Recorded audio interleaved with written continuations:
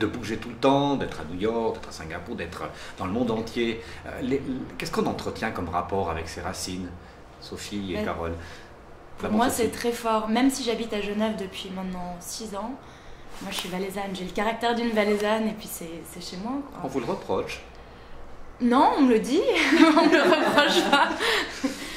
Ouais, bah, comme Célina d'ailleurs.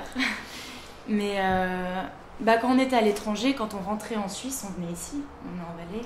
Ma famille est en Valais, mes grands-parents, mes cousins, mes oncles. Toutes les vacances, chaque fois qu'on rentrait de l'étranger, l'été se passait en Valais. Entre l'Oèche, Montana, oui, au départ Maurice. Entre l'Oèche, Montana, et puis après, beaucoup on était à Bluche. Et puis, oui, Saint-Maurice chez mon papa. Enfin bref, donc on avait toute la famille en Valais. Mais les 2 mois d'été, c'est vrai que c'était basé en Valais. Dans les autres hasards de la vie, il se fait, je ne le savais pas, que vous habitiez à 300 mètres d'où j'ai mon chalet. Voilà, exactement. Oui, par exemple. Vous n'êtes pas pistonné par le chalet, ça je préviens tout de suite.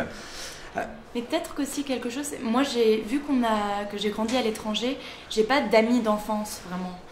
Et parce qu'on vivait 5 ans là, ensuite donc on recommençait, c'était un nouveau départ à chaque fois, des nouvelles rencontres. Et quand je retournais en Valais, j'avais mes amis que je savais que j'allais retrouver toutes les années, qui n'allaient pas bouger, qui étaient là, que je revois encore maintenant. Et puis ouais, c'est mes seuls amis d'enfance. Oui, mais tu as quand même gardé des amis d'enfance de Singapour. Oui, c'est vrai, mais que j'ai moins revus. Là, je savais qu'à chaque fois que je rentrais en Valais, ils seraient là, je pouvais les appeler, et puis il y avait quelque chose de rassurant. Deuxième fois que je vous ai vu, c'était devant une piscine, mais vous étiez habillé. C'était lors d'un concert qui se déroulait à Crans-Montana. Et là, je me suis souvenu de Verbier, et soudainement, je vous vois dans ce registre jazz de la petite fille, enfin entre guillemets, vous étiez nettement plus femme. Qu'est-ce qui s'est passé dans cette période-là? Alors ça, c'était dans le cadre du Sommet des classiques à Crans-Montana. On a eu de la chance, alors je chante souvent en duo avec Francesco Saraceno, qui est un chanteur et guitariste très talentueux. Et là, pour ce concert, on avait la chance de jouer avec Moncef Genoux, le pianiste Moncef Genoux. Donc c'est vrai qu'il a mis une touche jazzy. Et en général, c'est un répertoire qu'on a avec Francesco assez pop, folk. C'est guitare-voix, donc on a repris à notre sauce, on a réadapté quelques classiques de jazz, mais on fait aussi des Beatles, c'est très large. Ah bah voilà, j'allais y venir. Oui, c'est la première fois que j'entendais Ouais. Sur Facebook, vous venez de mettre une photo où ça s'appelle Shanghai, je crois. Et en bas, c'est tout écrit, je suppose, en mandarin, en chinois. Donc ça veut dire que vous êtes en train d'apprendre le mandarin. Oui, alors ça, avant de faire l'école hôtelière, j'ai fait l'école hôtelière de Genève. Et avant de faire l'école hôtelière, j'ai fait 1 an en chinois à l'université de Genève. Et donc c'est pour ça que je suis partie à Shanghai pendant 1 année pour faire mon dernier stage de l'école hôtelière là-bas. Donc le stage durait 6 mois et j'ai prolongé ça en prenant des cours intensifs de chinois à l'université.